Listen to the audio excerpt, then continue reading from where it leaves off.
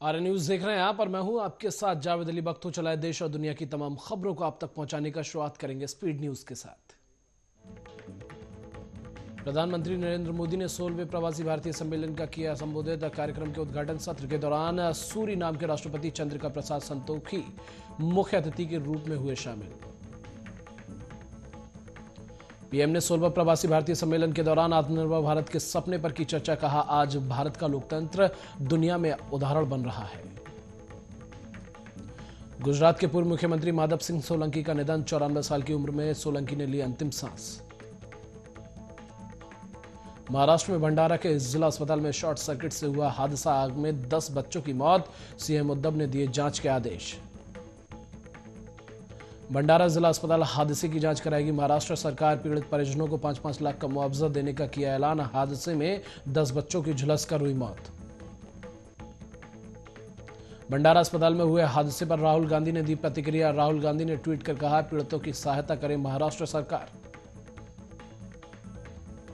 किसान संगठनों और सरकार के बीच 8वें दौर की वार्ता रही बेनतीजा। राकेश टिकैत ने कहा, सरकार ने हमारी बात नहीं मानी तो हमने भी सरकार की बात नहीं मानी। किसान बैठक के बाद कृषि मंत्री नरेंद्र सिंह तोमर का बयान आया सामने। कहा, कृषि कानून वापस नहीं होंगे, कोई और विकल्प दे सरकार। ख्वाब की सरकार को 2 टूक। कहा, 26 जनवरी को 1 लाख ट्रैक्टर लेकर दिल्ली में घुसेंगे किसान। अब जिद छोड़कर दे सरकार। एयर इंडिया की महिला पायलटों की टीम रचेगी कीर्तिमान। उत्तरी ध्रुव के ऊपर भरेगी उड़ान। दुनिया के सबसे लंबे हवाई मार्ग पर 16,000 किलोमीटर का सफर करेंगे तय।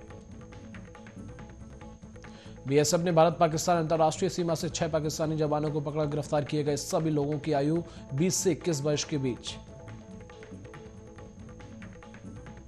बजट सत्र को लेकर तैयारी अंतिम चरण में। 29 जनवरी से शुरू हो रहे बजट सत्र के दौरान सोशल डिस्टेंसिंग का किया जाएगा पालन। दक्षिण भारत के लिए 31 जनवरी को चलेगी आस्था स्पेशल ट्रेन। आईआरसीटीसी सब्सिडी के तहत कम पैकेज में सारी सुविधाएं। अब तक 500 श्रद्धालुओं ने कराया टिकट। बिहार, गुजरात, मध्य प्रदेश, हिमाचल प्रदेश सहित कई राज्यों में बर्ड फ्लू का खतरा। पंजाब ने दूसरे राज्यों से आने वाले पोल्ट्री प्रोडक्ट पर 7 दिन के लिए लगाई रोक। हरियाणा के पंचकुला में 1.60 लाख से अधिक मुर्गियों को मारा जाएगा। 1 महीने में बर्ड फ्लू से 4 लाख से अधिक मुर्गियों की मौत। दिल्ली के एक पार्क में मृतकों की मौत से हड़कंप मच गया। कराई जा रही है बर्ड फ्लू की जांच। ओखला सेंचुरी में भी अलर्ट। कोरोना वायरस से पिछले 24 घंटों में 18,222 लोग हुए संक्रमित। कुल मामलों की संख्या हुई 1 करोड़ 4 लाख के पार। श्रीनगर में आज हुई बर्फबारी से जनजीवन प्रभावित। लोगों को सड़क पर फिसलन से आवागमन में हो रही मुश्किलें। महेंद्र सिंह धोनी इंस्टा पोस्ट में अपने खेत से स्ट्रॉबेरी तोड़कर आए नजर। कैप्शन में लिखा, अगर फार्म पर जाता रहूंगा तो बाजार जाने के लिए एक भी स्ट्रॉबेरी नहीं बचेगी। पीएनबी स्कीम में ब्रिटिश अदालत ने नीरव मोदी के भारत प्रत्यर्पण की सुनवाई पूरी। अदालत नीरव मोदी को भारत भेजने पर अगले महीने की 25 तारीख को सुना सकती है फैसला।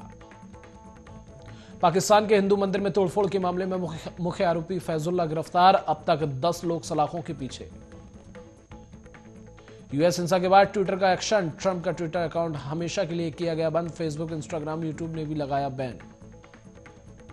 ट्विटर अकाउंट के स्थायी रूप से सस्पेंड होने पर भड़के डोनाल्ड ट्रंप बोले, चुप नहीं रहूंगा।